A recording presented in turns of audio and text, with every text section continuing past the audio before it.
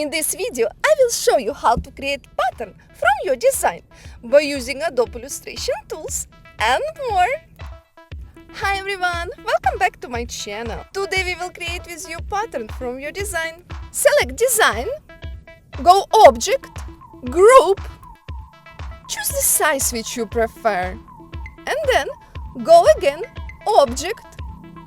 You have to find the pattern and press make.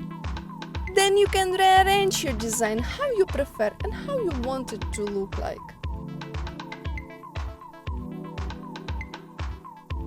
Great, I think it will be perfect for my pattern.